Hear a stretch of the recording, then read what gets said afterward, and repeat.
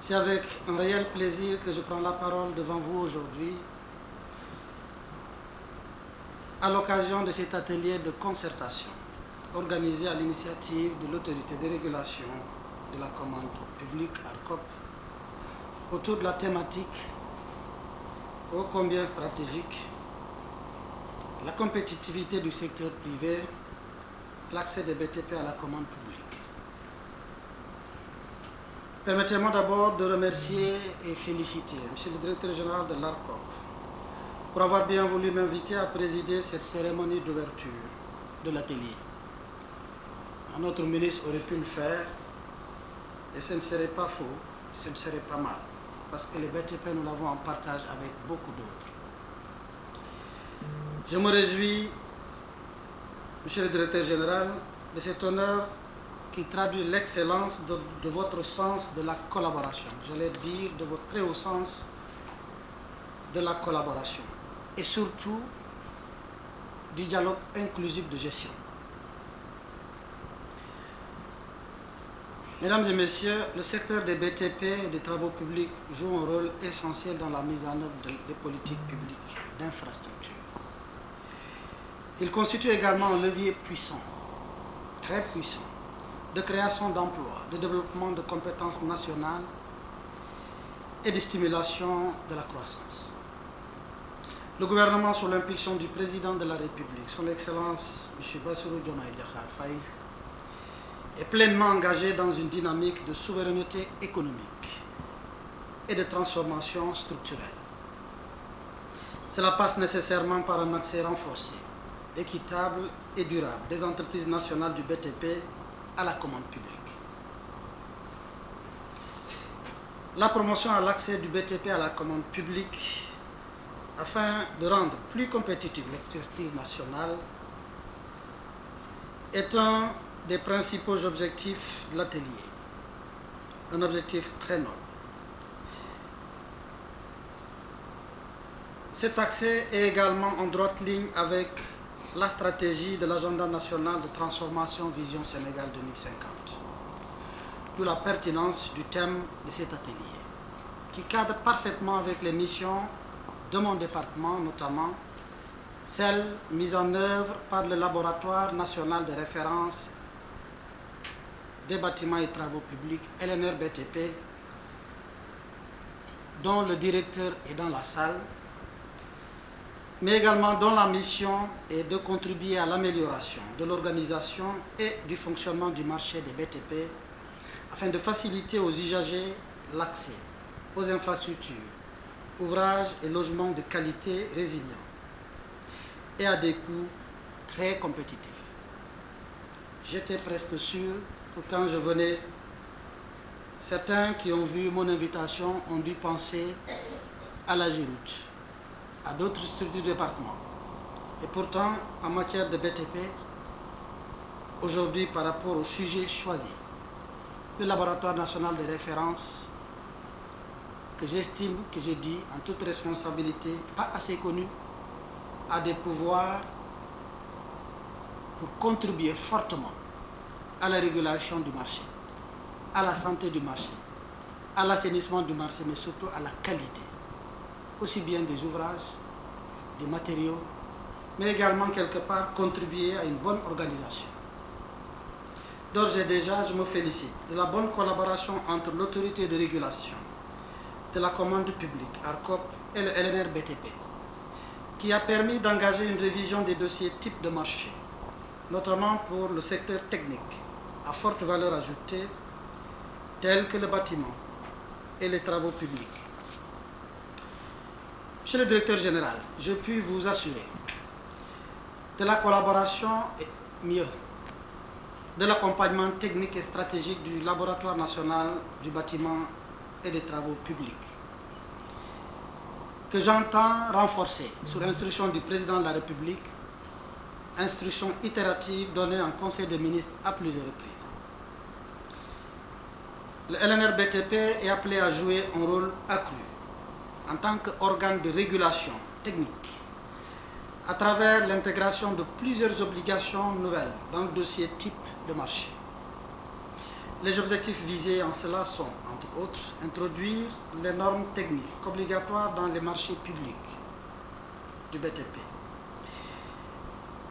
assurer un meilleur contrôle de qualité dans les prestations et les matériaux utilisés, renforcer le rôle du LNR BTP comme référent technique institutionnel, contribuer à la régulation intégrale du secteur des BTP, notamment en encadrant les acteurs, les intrants et les pratiques. Ce mécanisme permettra de mieux articuler la régulation administrative et la régulation technique au service du marché du BTP pour une commande publique plus sûre et plus conforme. Le laboratoire national de référence et des bâtiments, LNR BTP, est un acteur de régulation incontournable dans le secteur des BTP. J'appuie fortement votre partenariat structurant et stratégique qui, à coup sûr, apportera une meilleure articulation dans la régulation des marchés publics au bénéfice d'une commande publique plus exigeante, plus rigoureuse et pleinement alignée avec les objectifs de qualité, de sécurité, de transparence et de durabilité. Mesdames et messieurs, si je m'arrête là, on aurait pu me dire que je suis venu faire la promotion du LNR BTP. D'autres sortiront pour dire que le ministre a dû faire hors sujet. Je veux vous affirmer que je suis pleinement dans le sujet. Et je voudrais terminer par vous dire que je reste convaincu que cette concertation engagée aujourd'hui, sinon réitérée aujourd'hui, permettra à coup sûr de formuler des recommandations concrètes pour lever des obstacles à la participation efficace des entreprises nationales au marché public et par conséquent renforcer leur compétitivité. Mesdames et messieurs, j'ai bien écouté le mot de bienvenue de M. le directeur général de l'ARCOP et les mots de bienvenue de M. Ndiaye et M. Ndi, avec beaucoup d'attention.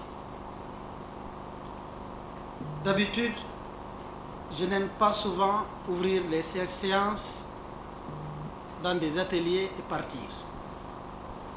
Aujourd'hui, je suis contraint de le faire.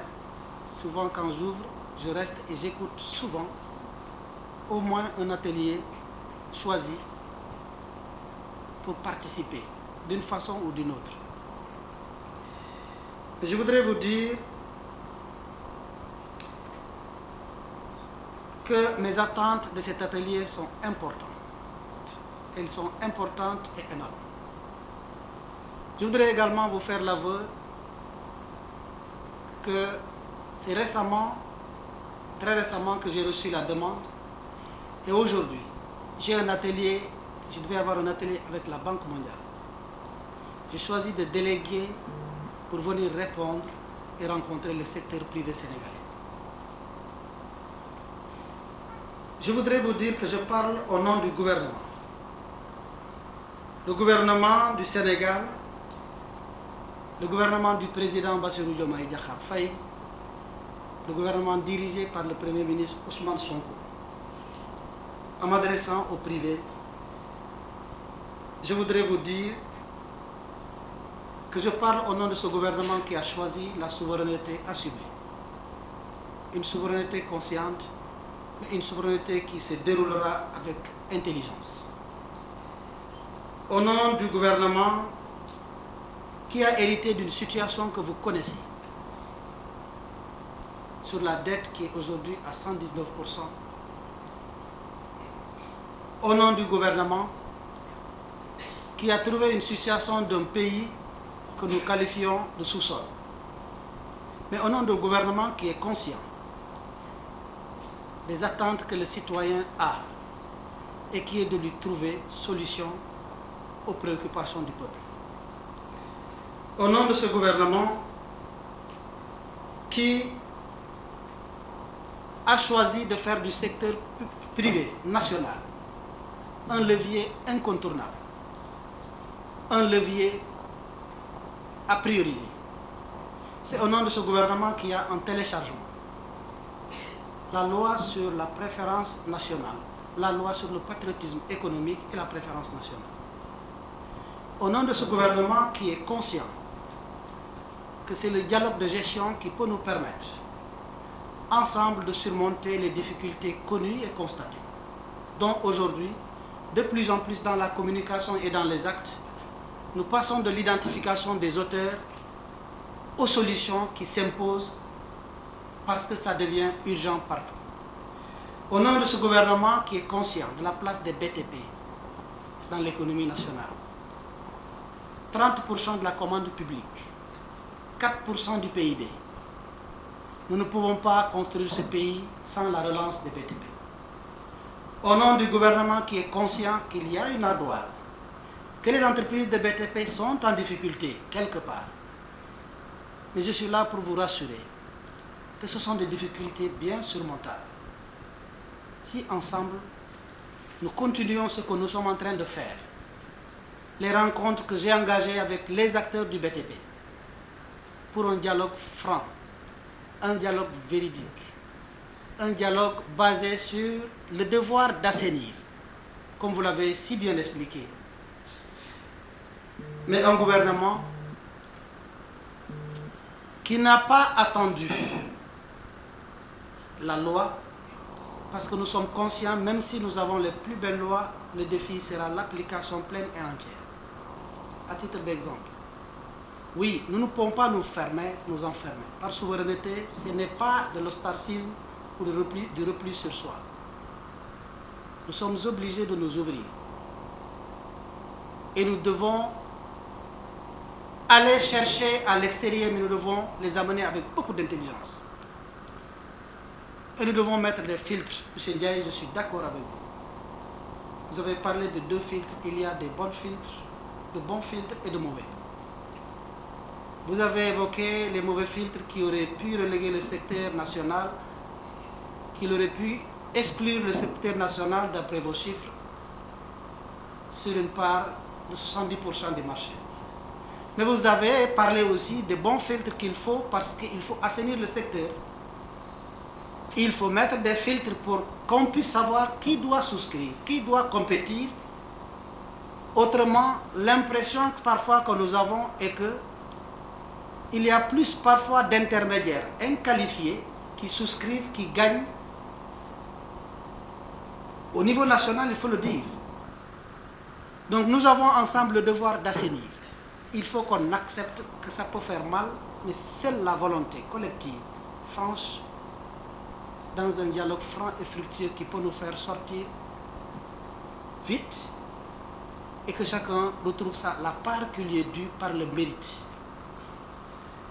Cela dit, je voudrais vous réitérer la volonté du gouvernement avec M. le Premier ministre et le Président de la République, qui, dans un exemple que j'allais citer tout à l'heure, m'a permis de croire que c'est possible, avec ou même sans la loi sur le patriotisme économique. Si nous avons la volonté, nous pouvons le faire. L'exemple du pont de Ziguinchor,